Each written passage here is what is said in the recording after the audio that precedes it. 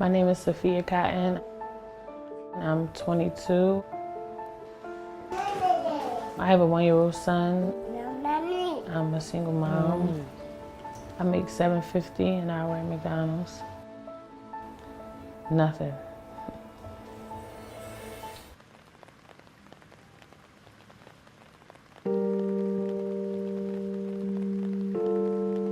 I make $230 to $240 every 2 weeks. I've been working there for almost a year. I haven't had a raise since I started working there. They have a slow week, you going home every day. I came into work one morning, I had to be there at 7. And once the general manager came in, she came in like 7:30, 8 o'clock, and she was like, oh, okay, well, Sophia, you can clock out. And I'm like, well, I just got here. She's like, oh, well, we don't need you, labor's high. You can go ahead and clock out. It's not really matter to them if we making our hours and getting paid.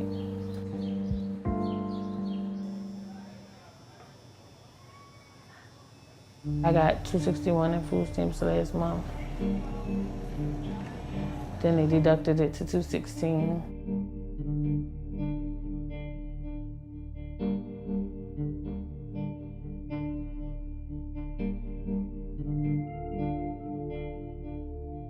To go through the whole month for $216 is feeding my son, me, every day, like feeding breakfast, lunch, dinner.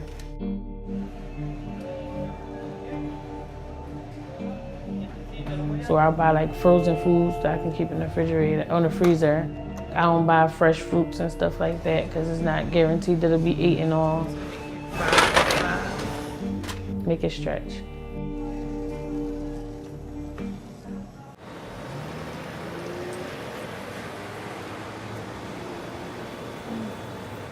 Come on. With childcare, I get CCIS, which is like covers your childcare or any daycare that you would like your child to go to.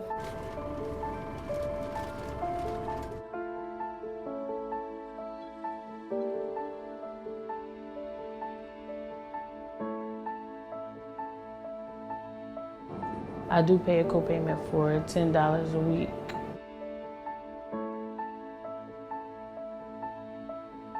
His dad's actually incarcerated, so it's like just me. Come on. Safi. I want my son to not have to struggle the way I struggle. He's going to have a good paying job. He's not going to have to pick through anything. He's like, I'm going to do anything he want to do, he'll be able to do. Give me a cup. I'm going to make it easier for him so he won't have to see a struggle at all, because I'll rather struggle for him than him struggle for me. Like, I just want him to know. I'll make it easier for him. Yeah.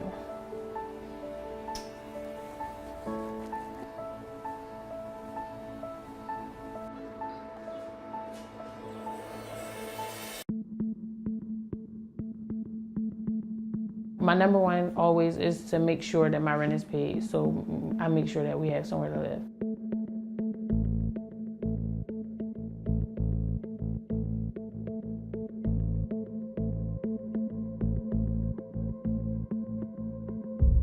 Me and my sister split it. We paid $220 a piece. $1,030 pays $125 of it for us.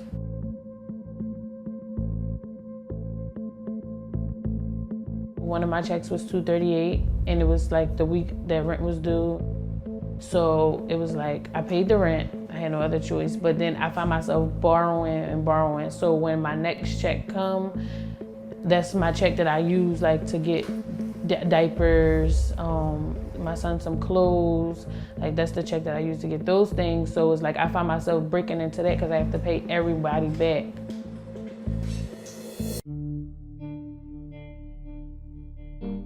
I only go to the doctor like if I need to go or I have no other choice to go, I'll go.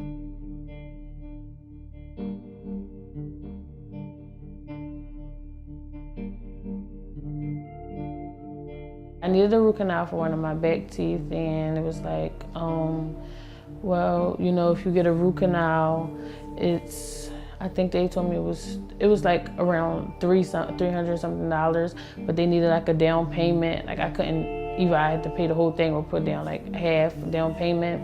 So I'm just like, okay, well, how much would it be like to pull a tooth or whatever? And they like, oh, well, it's free to pull a tooth, but we'd rather not pull a tooth because it's savable.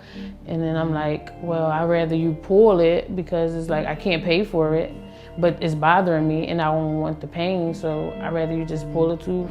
It's not really what you want to do, but it's what you have to settle for because you can't afford to get the right dental care. If I wasn't getting like rent, assistance, food stamps, or childcare help, I think I would still be like living in a shelter or something because I wouldn't be able to pay rent and take care of my son and, you know, make sure he clothed and fed off of the checks that I received from McDonald's. Bye-bye. Come on, eat. It bothers me that I have to rely on government help, and I know that they making billions and billions of dollars. Like, it's like, why should I have to rely on them when I'm working for you? I should be able to rely on you to pay me for doing the things that you want me to do for you. And I believe that sooner or later it'll change, and I won't be struggling, and I won't have to, you know, pick from eating and buying my son something. Like, I'll be able to do both.